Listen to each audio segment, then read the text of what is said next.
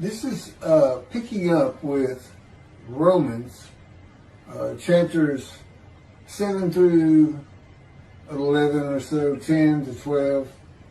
These are the chapters that Christianity just holds its hat on outside of Isaiah 53 as the reason God left the Jews and went to the Gentiles according to the teachings of Apostle Paul. Now, Paul was not an original disciple. As a matter of fact, he was a Pharisee, a man who was said to have memorized the Jewish Bible, which is kind of nice to have when you can tell people the Jewish Bible says whatever you want it to say, and they can't check you out. And then we find out, and I'm going to show you, a very serious lack of reasoning on his part. This is from Romans, and I'm going to start chapter 7, verse 5. And basically, Paul is saying the law, under the law.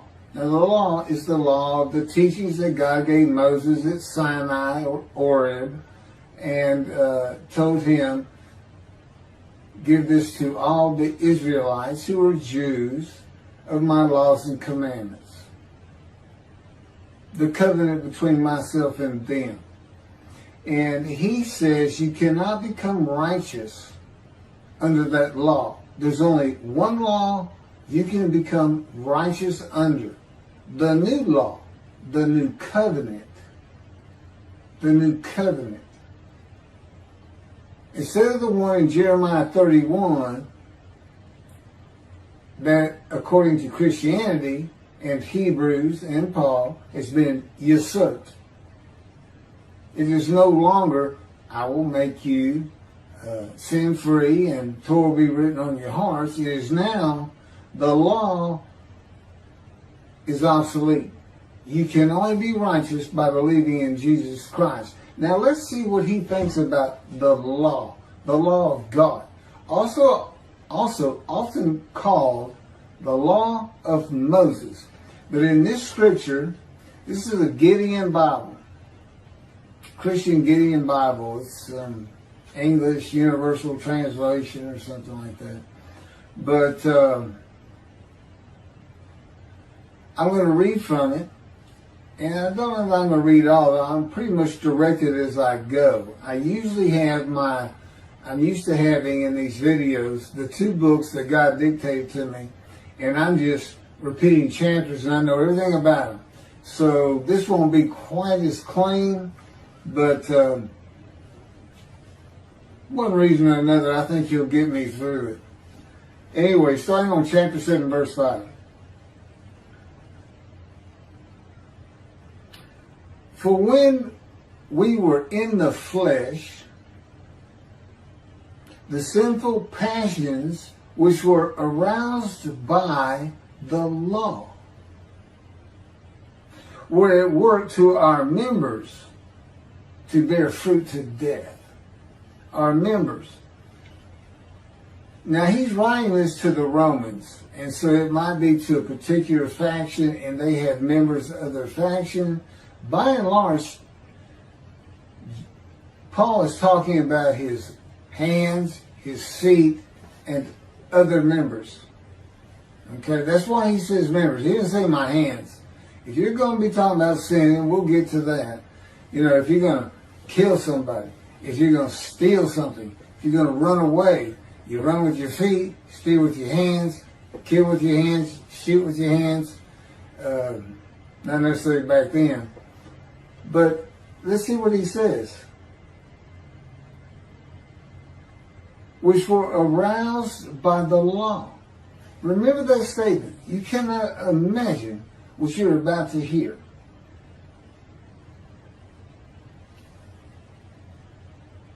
But now, verse 6, but now we have been delivered from the law.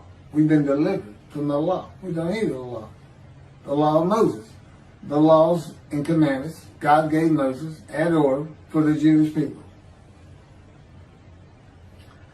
Having died to what we were held by, so that we should serve in the newness of the Spirit, and not in the oldness of the letter.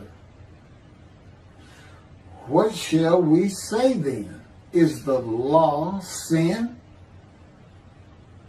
Certainly not. On the contrary, I would not have known sin except through the law. For I would not have known covetousness unless the law had said, you shall not covet.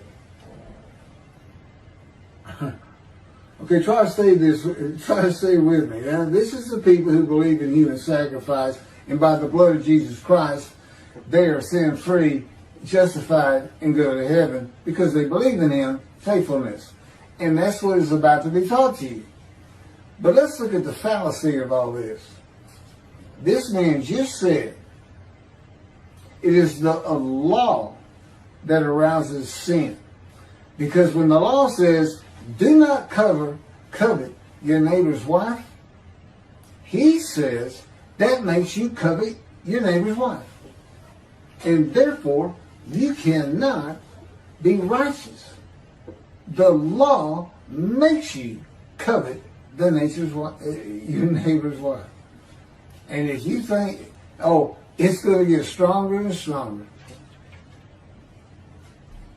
The law says, do not steal. And what he is saying, his reasoning is, that makes you steal. Well, I wouldn't have stole if I was told not to. Now, you can read this and get going with this blasphemy that he's speaking. And you can say, well, I know what he means. I'm not quite getting it.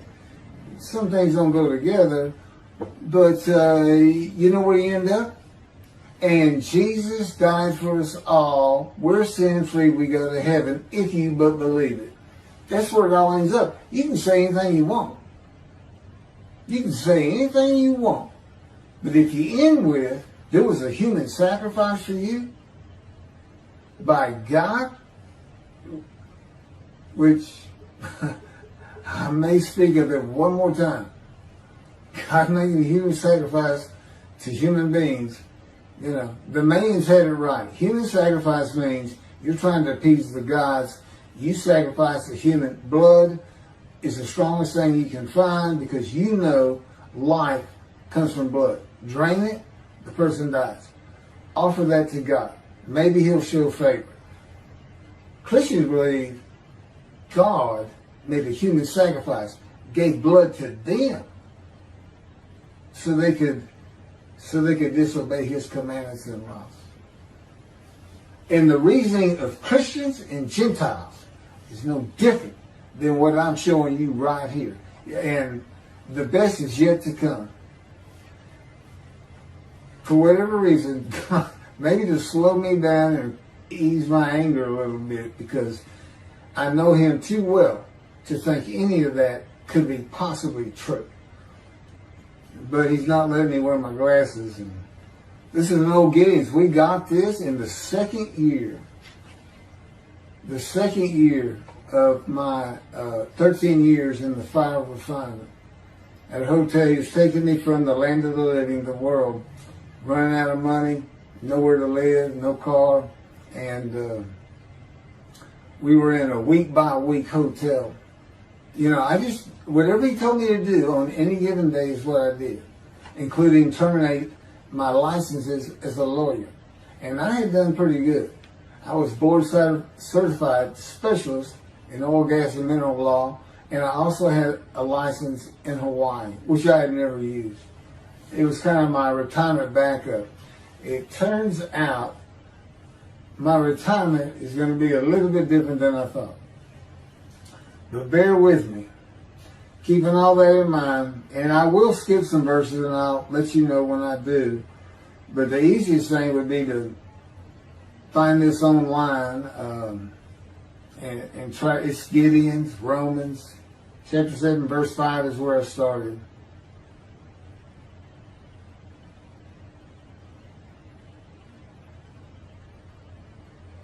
So I ended up with verse 6, verse 7. What shall we say then? Is the law sin? Certainly not. On the contrary, I would not have known sin except through the law. For I would not have known covetousness unless the law had said, you shall not covet. Okay, that's where I ended up. Picking back up with verse 8. But sin, taking opportunity by the commandment, that's the law, produced in me all manner of evil desire. Far apart from the law, sin was dead. The law created sin in him. Now keep this in mind. These are people who believe that there are demons in you. What he's getting to is the law created a demon in him. Just keep that in mind.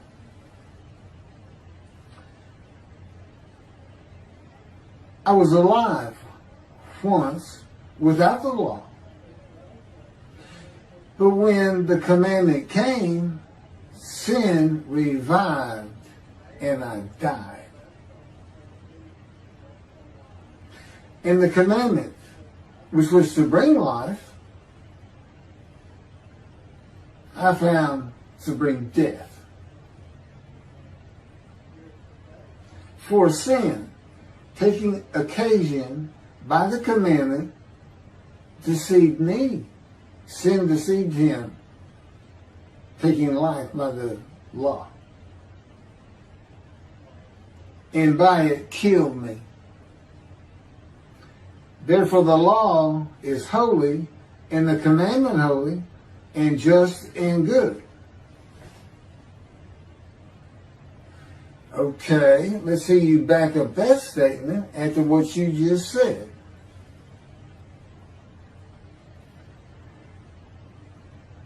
Has then what is good become death to me? Certainly not. But sin, that it might appear sin, was producing death to me through what is good, so that sin through the commandment might become exceedingly sinful. For we know that the law is spiritual, that I am carnal, sold under sin. For what am I doing? I do not understand. For what I will to do, that I do not practice. What I will to do, I do not practice. But what I hate, that I do. Okay, Paul? If then I do what I will not to do, I agree with the law that it is good. Is everybody catching on to the lack of reasoning in any of this? This is a man, this is Paul. This is in the year somewhere between 30 and 70. Maybe 60 and 70. Okay, this is the year 2220. You cannot imagine what it was really like back then. I can't, but I've had some help.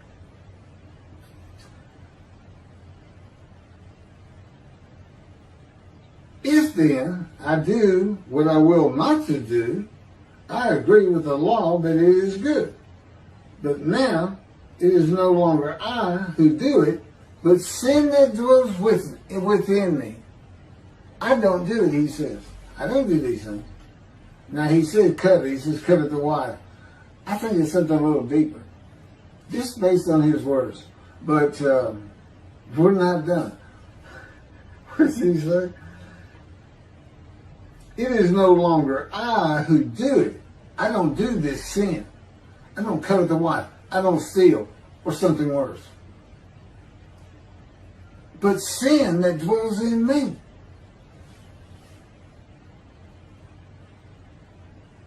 Sin doesn't dwell in a person. Sin does not dwell in this age of knowledge. We know sin does not dwell in us if we violate the laws of God, if we murder, if we kill, if we steal, etc., etc. We have sinned. Okay, but there's not a sin that dwells within us. I mean, we are of the body, and that causes us to sin because we want things, this, that, personal things, esteem things. We want to be comfortable, on and on and on. We violate these things that if we live by them, we wouldn't have so many problems. And that's why God gave us the law. He says, I know the world's harsh. It's perfect. It's what I want. It's for my heaven I'm making for the Jewish people. And for my script, my reality show for me to observe. I mean, that's God. He makes that clear. But anyway, so Paul's got this problem, and it's sin, and the sin comes and is there and before him in his body because he reads God's laws. Don't covet, I covet. Don't steal, I steal.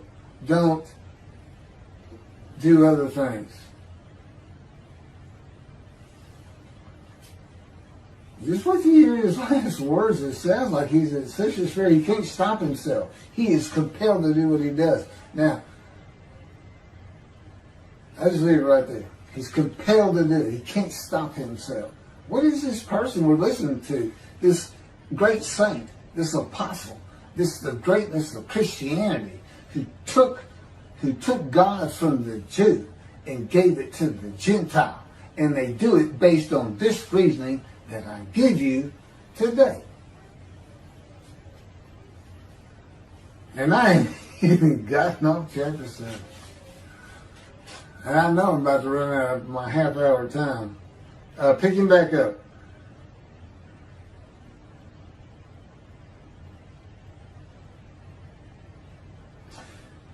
For I know that in me, that is, in my flesh, nothing good dwells. For to will is present with me, but how to perform what is good, I do not find. You going to help me?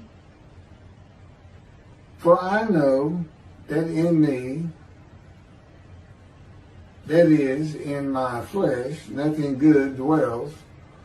For to will is present with me,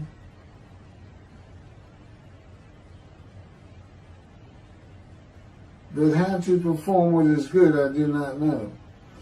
For the good that I will to do, I do not do.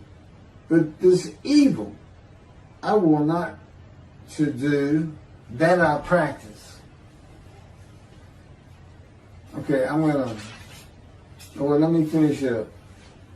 Clearly, the Lord wants me to stop. Now, if I do what I will not to do, it is no longer I who do it, but sin that dwells in me. I don't do it. I don't want to do it, but since I do it, it's not me, it's sin.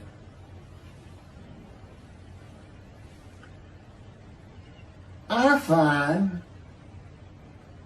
then a law that evil is present with me, the one who wills in to do good. For I delight in the law of good according to the inward man. But I see another law in my members, warring against the law of my mind and bringing me into captivity to the law of sin, which is in my members. O wretched man that I am, who will deliver me from this body of death? I thank God through Jesus Christ our Lord. So then, with the mind I myself serve the law of God, but with the flesh, the law of sin.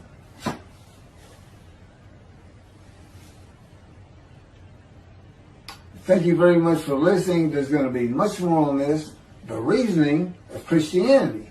The great saint, Apostle Paul, who does that which he does not want to do. And when he reads a commandment that thou shalt not covet, he cannot stop himself from coveting.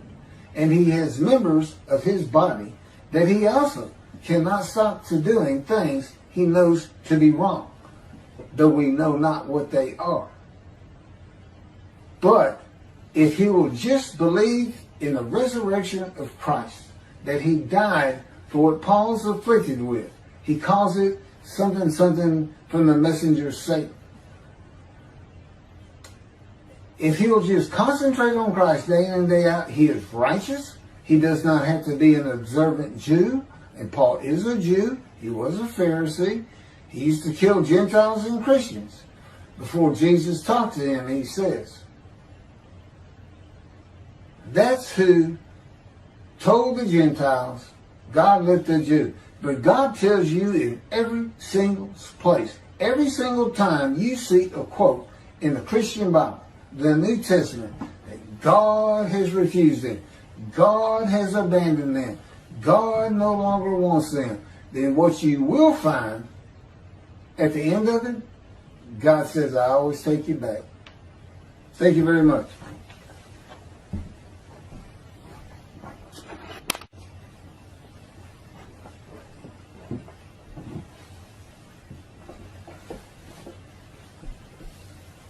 Picking back up with chapter 8, Romans.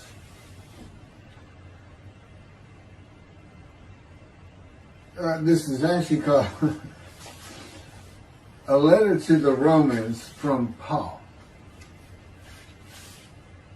Chapter 8.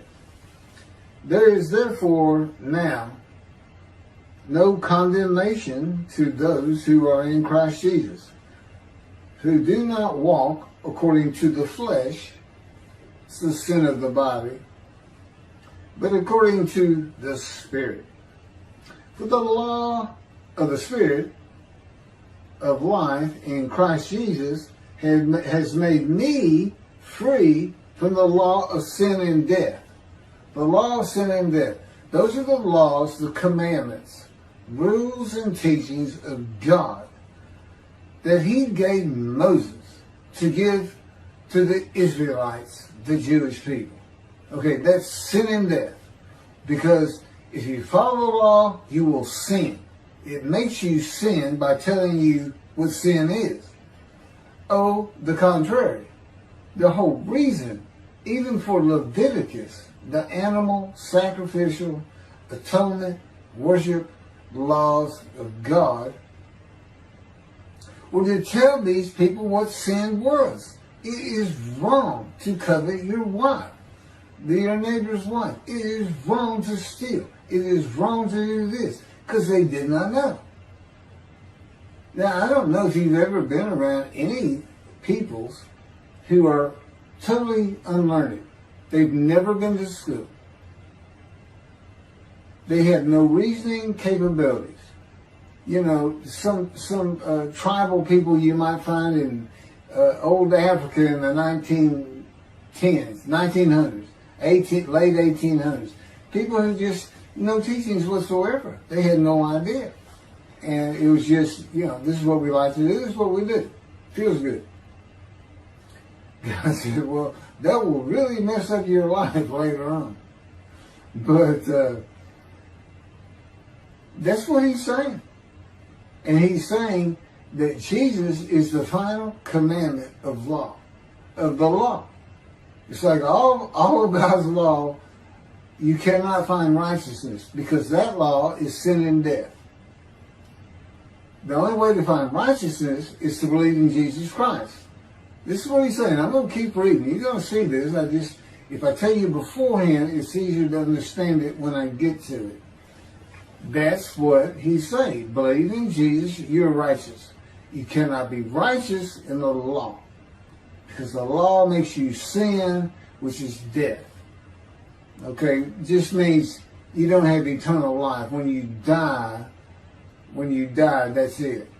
You're not justified in the eyes of God. You don't go forward. if you're observant in the law. Wait till you see how he does that one. Of course you are. Why do you have Yom Kippur? It's because you're observing the law, and God recognizes of his people as of all humankind that he created. I understand the flesh that John's talking about. I know people are going to sin.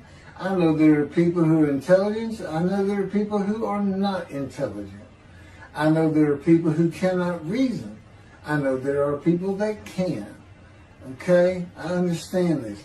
I know if I forgive all people of their sins, all of my chosen, all Jews across the face of the earth, that does not mean they're all going to heed me. I am God. Do you think I don't know that? That's what he would tell you. Because you read this covenant in Jeremiah, which, by the way, the Christian said it is obsolete because God made a mistake. That's another thing you never hear about. But we're going to get to it. Of that, you can be sure. But let's carry on. Just keep on with this thing with Apostle Paul.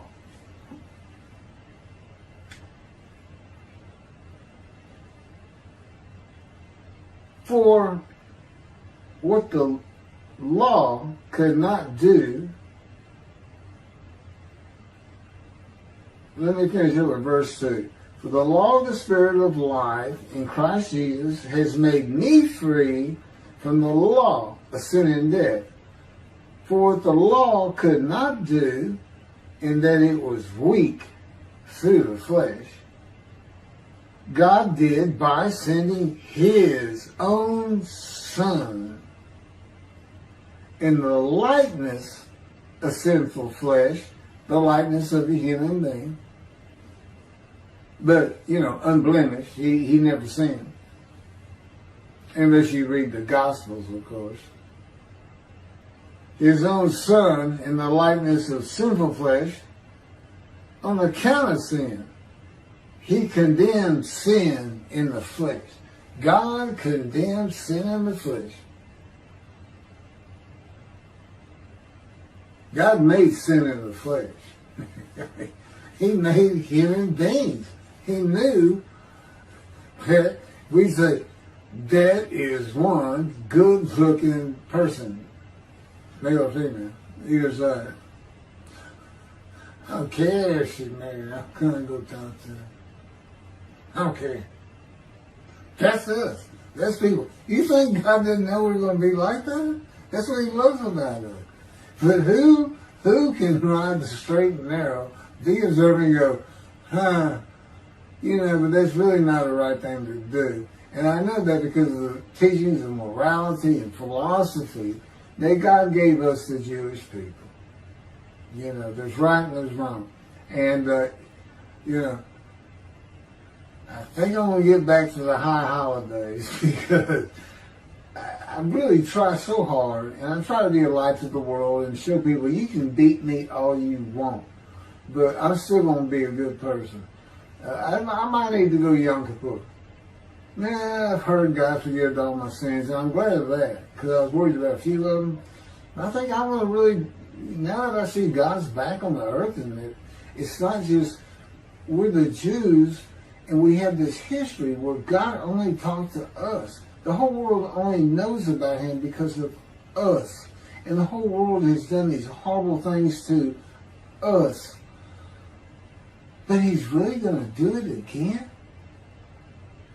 It's not just biblical times. He said, time is coming. And there will be a day of the Lord. And I have a new covenant. And I want a prophet like Moses. I'm going to talk to you again. Well, he's doing it.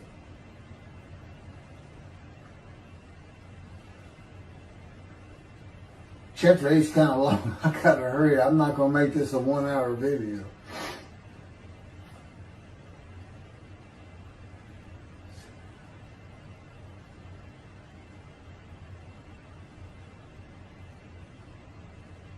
Okay, I'm going to reread verse 3. This is where I was, and I'm going to pick up. For what the law could not do, in that it was weak through the flesh, God did, sending his own son in the likeness of sinful flesh. Ask yourself why. Right here. Ask yourself why. Why would he do that? What's he getting? The man sacrificed human beings so God will give them rain, and God, their deities, it's not God, their deities, will give them fertility and this and that, favor them, and make them strong as a people.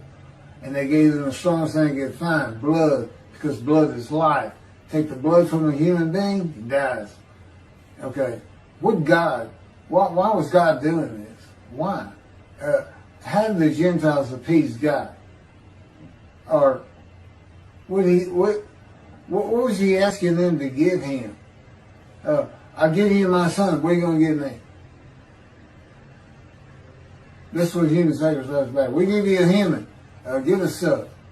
And so God gave it to the Gentiles. Okay, I gave him a son. What are you going to give him? What are you going to give him? It's just the reasoning. None of it makes any sense. What are you going to give him? We're going to give him anything. We're going to go to heaven and be with him. It'll probably make him happy. Kid. Well, I know God, people. And that's the... Okay, can I continue? Holy Spirit. Oh, this may start out small. Start this whole thing, all these videos. But it's not going to end small.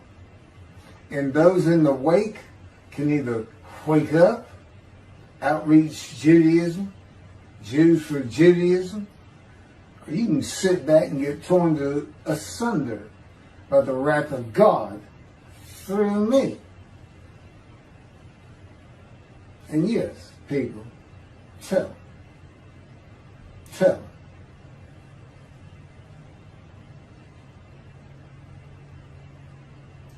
So, verse 5, for those who live according to the flesh set their minds on the things of the flesh, but those who live according to the Spirit, the things of the Spirit.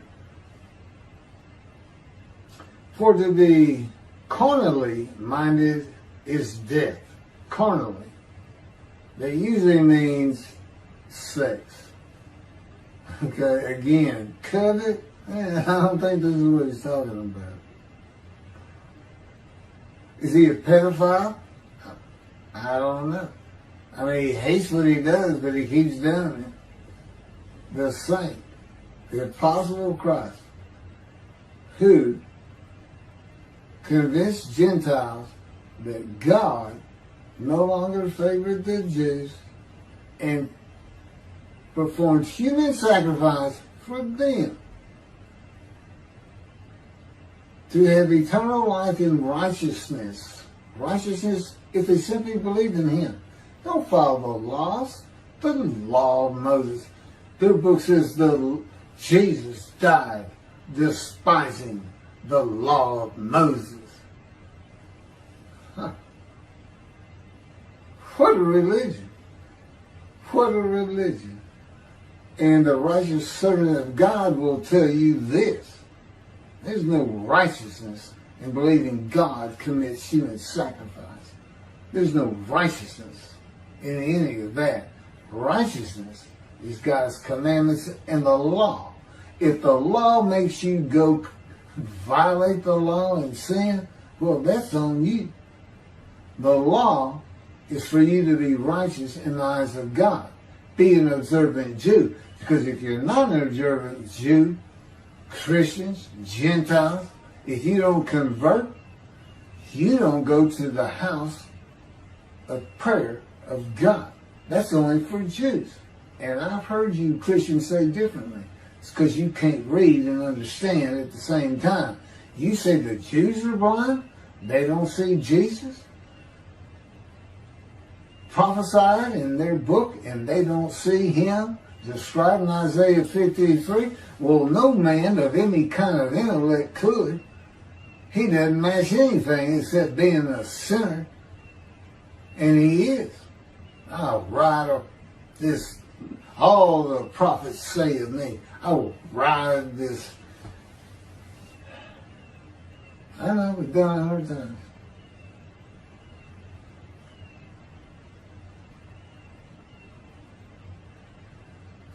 Into Jerusalem, and there the Gentiles will crucify me, spite me, hold me in no account, and kill me. And I'll rise on the third day. All the prophets say of me. I'll ride this ass. The Spirit just said, donkey, it's donkey. I said, I know it's ass. We're talking, the whole time I'm trying, if I sound disjointed every so often, it's because I'm getting, if the Holy Spirit can be here, He's here, you're talking, and I'm trying to get this done. God's blinded my eyes. I can barely see. He won't let me wear my glasses. He says, this is how I want it. It's perfect. Now, this is not a perfect presentation. I mean, I haven't even gotten on chapter 8. I got to get to all the way to 10 at least. This is the Christian. I mean, this is their whole thing. I mean, you got Hebrews, and then you got Romans, and this is why God left the Jew. And, faithfulness. Jesus Christ. Well, you say Hebrews. What's Hebrews? Well, in Hebrews, he says the covenant of God, the one he made with the Jews. Listen to this. I guess we're going to, I didn't even come close to finish it, but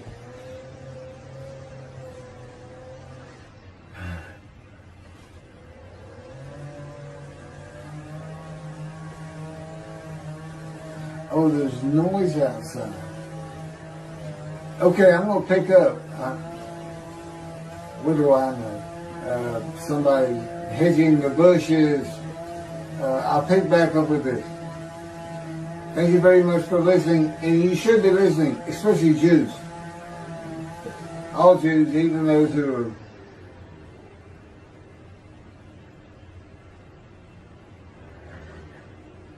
out of the camp because they believe in Yeshua. You can't believe in a false idol and call yourself Jew. Okay?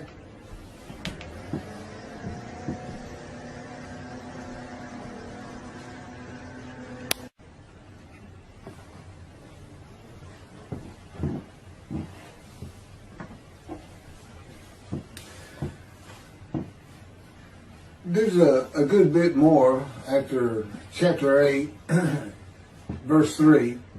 You can read it for yourselves. It doesn't have a lot to do with what I'm talking about.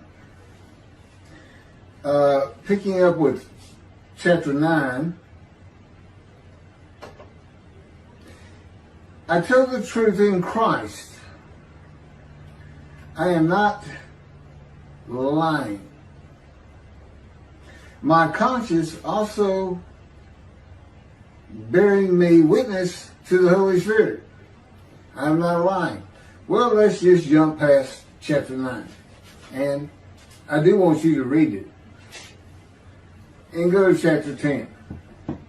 Brethren, first verse. My heart's desire and prayer to God for Israel is that they may be saved. They're under the law. That's what he's saying. For I bear them witness that they have a zeal for God, but not according to knowledge. What did he just say? They have a zeal for God, but they're stupid. That's what he just said. Okay. Paul, who does the things that you do not want to do, but because of sin in you, you cannot help but do it, and you hate yourself for it. Okay, so let's see what else we have. Verse 3, for they, being ignorant of God's righteousness and seeking to establish their own righteousness have not submitted to the righteousness of God. Okay, God gave them the law. They submit to it. They are observant. That's why we know they are Jews.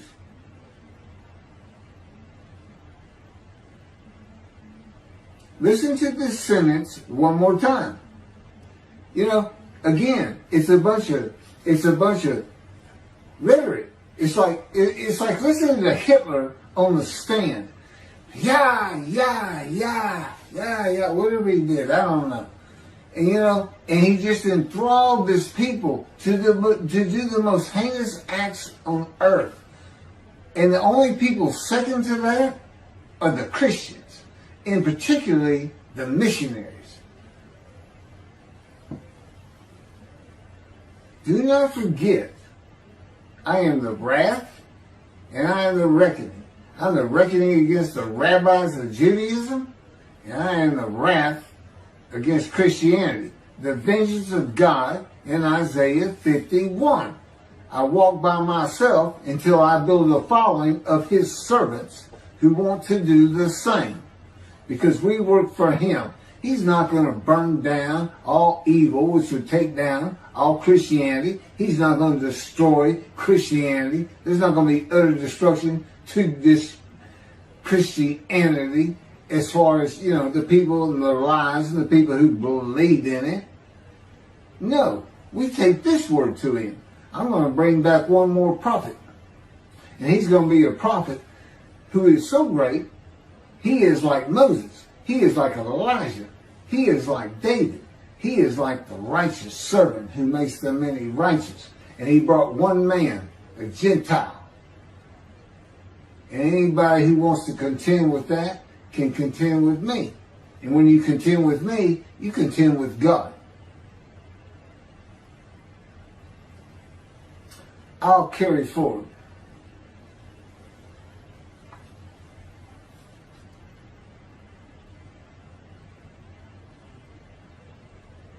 For Christ is the end of the law, for righteousness to everyone who believes. It's the end of the law. It's the end of the law. Yeah, the law makes you sin. We don't want anything to do with the law. Can anybody comprehend what kind of sense this makes? It's called zero. Okay, so I can steal, I can covet, I can do all kind of evil, and it's okay if I believe in Jesus. Because that's what the Christians do. They go to prisons. Mr.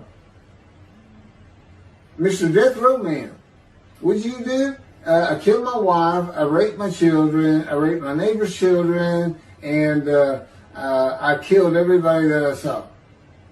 Because that's who I am. Do you believe in Jesus? Well, what if I do? If you believe in Jesus and he's your Savior, you're sin forgiven, you go to heaven. Okay. Yeah. You know what?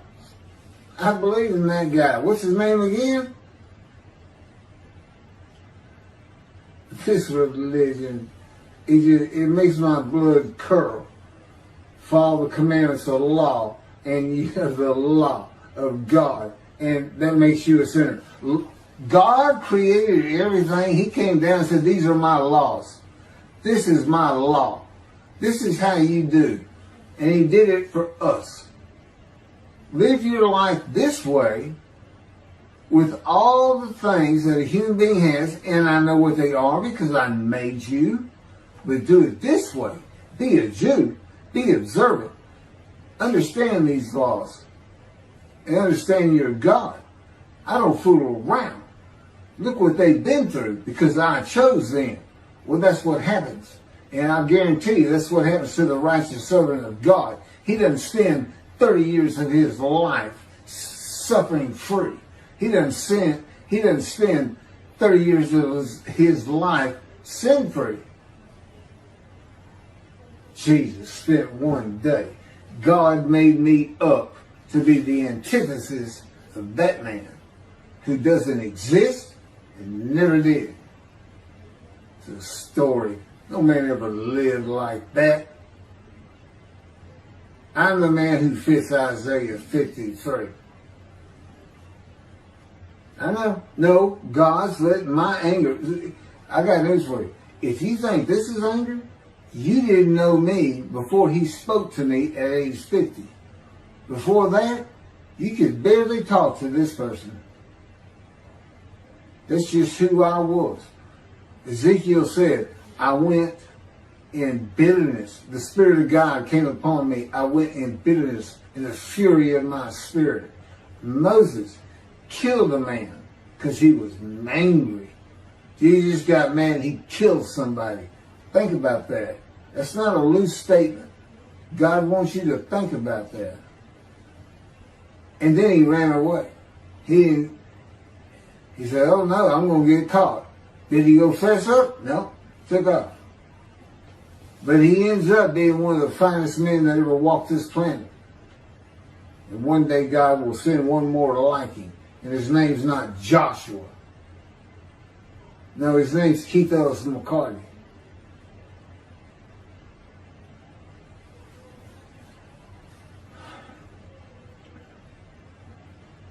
I never know where these videos are going to go. For whoever calls on my name of the Lord shall be saved. This is chapter 10. In him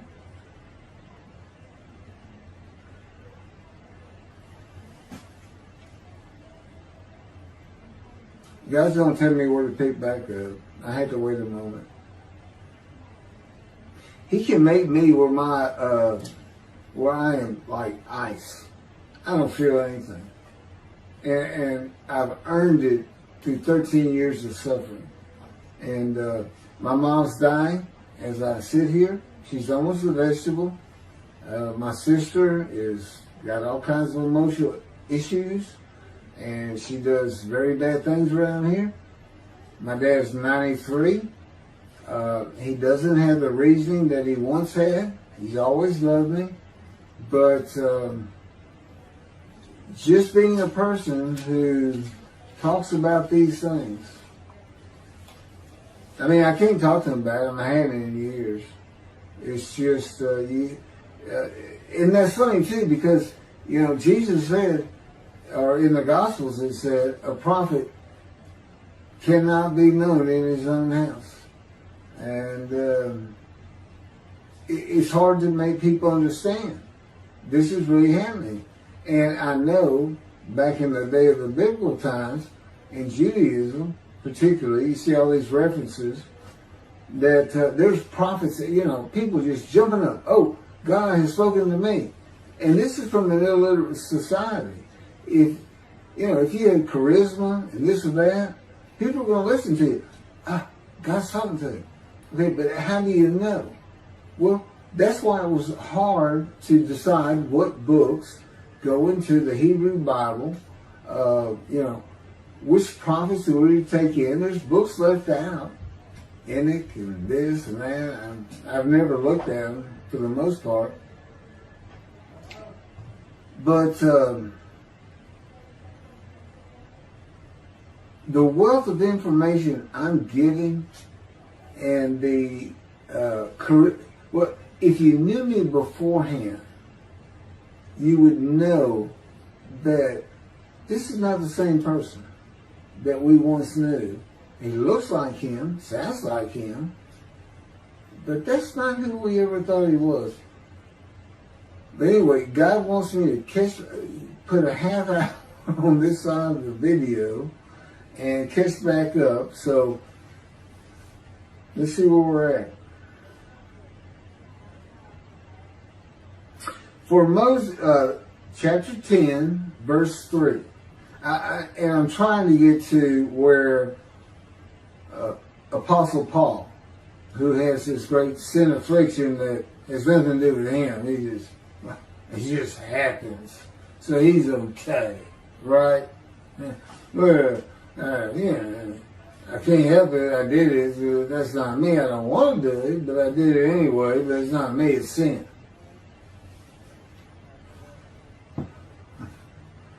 I don't know. You just got to walk that forward a little bit to human sacrifice.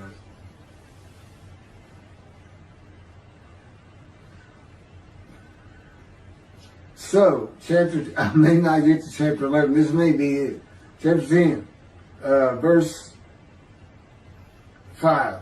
For Moses writes about the righteousness which is of the law. The man who does these things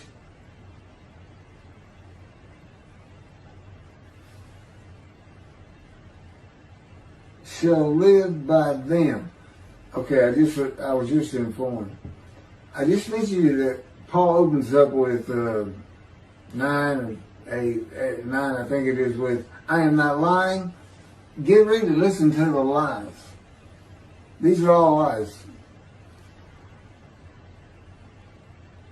Verse 6. But the righteousness of faith speaks in this way, quote, do not say in your hearts, quote, who will ascend into heaven, close quote. That is, to bring a Christ down from above. False. Verse 7. Or, quote, who will descend into the abyss, close quote. Paragraph. That is, to bring Christ up from the dead. Close paragraph. Verse 8. But what does it say? Quote, the word is near you, to your mouth, and in your heart. Close quote. Paragraph. That is, the word of faith which we preach. Close quote, close paragraph. Verse 9, that if you confess with your mouth the Lord Jesus and believe in your heart that God has raised him from the dead, you will be saved. That means you will be righteous. Believe in him, you're righteous. The law, you cannot be righteous by being a good citizen, a good person, good to your neighbor. You cannot be righteous if you're just good, people. You cannot be righteous if you're just a good person. Help those, contribute to charity, do mitzvahs, observe what God says, don't covet your neighbor's wife, don't steal, no, none of that will make you righteous. No, that will make you sin. The minute you read, can't covet her, I'm coveting. Such a blasphemy. It's such a heresy to God. The entire religion is heretical. If that's the word, heretical. It just drives me crazy. That if you confess with your mouth that Lord Jesus and believe in your heart that God has raised him from the dead, you will be saved. If you believe that. Well, I don't. I don't believe it. So if I practice the law, I convert to Judaism, I become a Jew, and I do everything the law requires, I cannot be righteous, I will not see heaven. And yet God says, God, what are you doing? Isaiah 65. God, what are you doing? I'm making a new heaven. What else you doing, God? What's this all about? I'm making a new earth. Huh. Okay. What's the new heaven? I'm going to have people that aren't like angels. I'm going to have people that form their own personalities through strife and peril. In the entirety of the world, hating them, I am building a heaven for the Jew, and the Jew only. The name Israel shall endure. That's what I'm doing. Oh, okay. Good to hear. I thought you were sacrificing human beings down here, including some make-believe son of yours.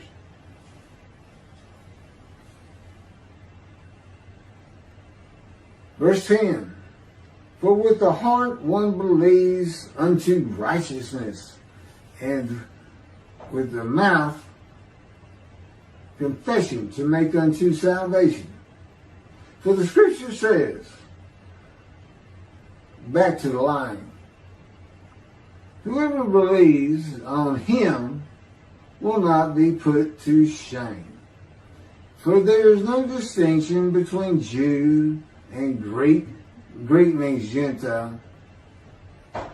For the same Lord over all is rich to all who call upon him. This is now going to the Gentiles. For, quote, whoever calls on the name of the Lord shall be saved, close quote. It's got nothing to do with Gentiles. But anyway, let's move on to this non-liar. And he told you before he started the chapter. I mean, yeah, made it clear. How then shall they call on him to whom they have not believed? And how shall they believe in him of whom they have not heard? Well, that's interesting. Where did those words come from? Check out Isaiah 52:15. Who can believe that which they have never heard or beheld, etc., etc. And how shall they hear without a preacher? And hey, Jews, rabbis, how are you going to get a new covenant without a new Moses? The Moses to come. Why is he Joshua, Tobiah's singer? Why is he, how are you going to hear it? You got a covenant to come. You had one before. It's kind of like 1, 2. 1, 2. Covenant 1 came through Moses. Prophet to Moses to come. That would be covenant 2. Huh? God's not going to let up people. You that love him, he's personal. God made me like him a whole bunch early on. We watched a lot of his stuff. But I can tell you this, God is livid at that man. Livid. And he'll never see the scroll of remembrance unless he does the miraculous. We'll see if he's got what it takes. We'll see if he's got something. The Moshiach, myself, can look down and say, okay, that was a good job. That was good. That was tough. But you have no idea what he's put me through. You got to really shine to get the Moshiach's seal of approval, so to speak. You think I'm coming down like Jesus and I'm going to make your life in this world love you? You think I'm going to be your best friend? You're going to have to make me be your best friend. You're going to have to do it by hearing God's prophet. And for some reason, God's let Michael Skoback escape. Because all he ever told me is listen to him. He had me turning, I don't know how many videos it was. This, that, and another, where he comes out and he says, somewhere in there, our sages say, and God would just make me just fall down on the floor, so to speak. Our sages say, I don't care what your sages say, they're men. They're not men in divine beings. There is a difference, Jews, and this is part of biblical times. Look at what you read. Look at what happened. Look at the different things. Look at the miracles. And all of a sudden, something different that you've ever known. These people back then, something different they ever knew is all of a sudden happening to them. That's what's happening to you. And yet you want to sit down and you want to count me plagued. You want to count me afflicted. You want to count me shunned and despised. You just keep doing it because you keep hiding, little people. That's what I call you. And quite frankly,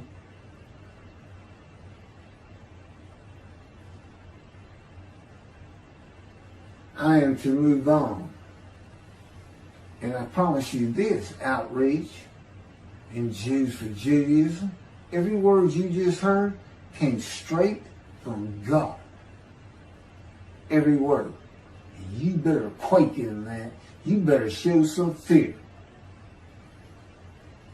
You think he's not looking at you?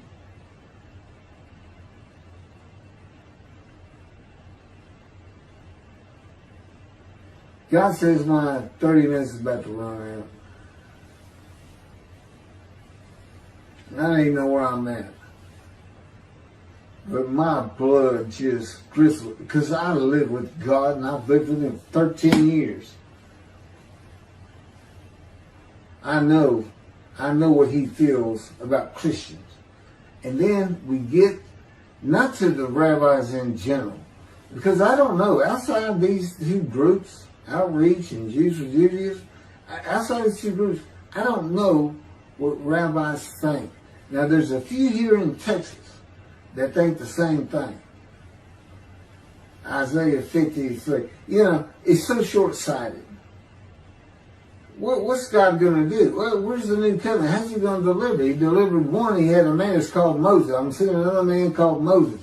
He's going to have to come in the future. How are you going to know him? Well, I got a description of him. It's called the righteous servant. I mean, you know why? Because they're lazy. Just like he says in the Bible, they're lazy. They're drowsing dogs. There's scripture on it. They're drowsing dogs. They go their own way. They won't listen. And that's just what we're dealing with today. But you know what? God's going to break it down.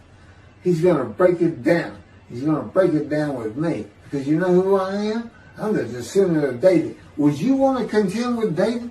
How many people did David kill? Just when he was exiled against Israel for over a year and a half, and he was under Ashken, I don't know the names. He went out every day killing enemies of God. This man, King David, killed hundreds of people. Elijah, 600 Baal. Okay? Now, you start to get a picture. It's a metaphor. Ezekiel, I went away in the bitterness of my spirit, in the fury of my spirit. That's the kind of people he gets. He doesn't get religious people who are all like, oh, take care of me, I pray to you, take care of my problems. No, that's not what we're talking about. No, we're talking about somebody that says, you get up on your own feet, you take care of your goddamn self. He didn't say that. God had me say that for a purpose. That doesn't bother him. And it doesn't bother him with me. You can't imagine where he is taking me. I don't like it. Okay, it's an example. I am still in the fire of refinement. Keith does not like to say things like that. I know that is offensive to say. So I won't say it. I mean, it's how most of us are. I won't say it. It's offensive. And, but God says, you're not Keith anymore. You're my servant. And you're going to say what I had you say. And when it hurts you, and I can only change that so much, and I've been changing it in the boot camp of God, he applies his power. So it won't affect, it's already not affecting me. I can actually feel it. And for people who will want to learn what a man of divine beings is, I'm not like any other man on the planet. And you would think that's what the Jews are looking for. But they have to wade through their rabbis first. This is really for the people. And we want them to. I mean, God's telling them, y'all can understand this more than anything. This doesn't happen. Somebody doesn't have this kind of knowledge without you getting it. And I said, well, God, we're still shunned and despised, the counted plagues sent and afflicted by God. And he says, Keith? And I say, yeah, but I know. I've been with him too long. It's going to end up just the way he wants it, and he does not care who gets trampled down in between outreach. In particular, for some reason. I think it has something to do with going Christian and saying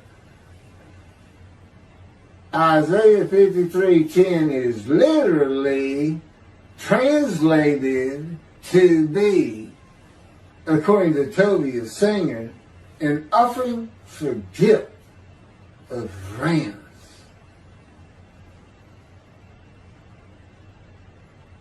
Really? Tobiah Singer? I won't even tell you what the Holy Spirit is saying. But you have a great following. You're not the smartest man that's ever walked around. I mean, you got a lot of intellect. You can bring in stuff, but you can't think too well. Bring it together. Bring it together and bring all these people, and you tell them who I am. And you tell them why I am. And you tell them why Judaism got it wrong. It's explained to you. You're supposed to get it wrong. You know, can you stand up, or are you too arrogant to do it?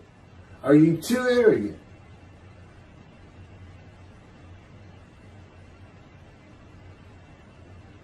I don't know. I keep waiting for my camera to go. It hasn't been a half an hour.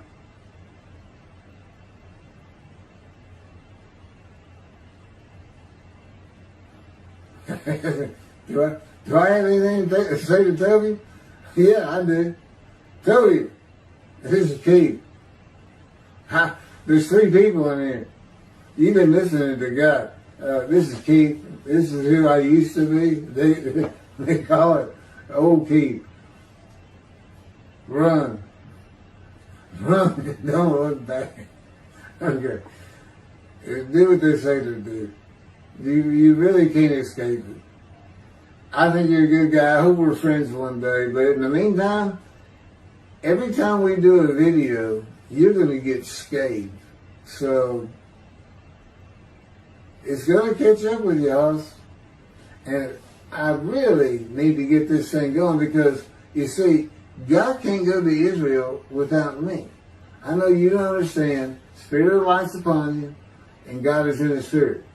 You don't understand that, but it's in the videos, particularly Ezekiel.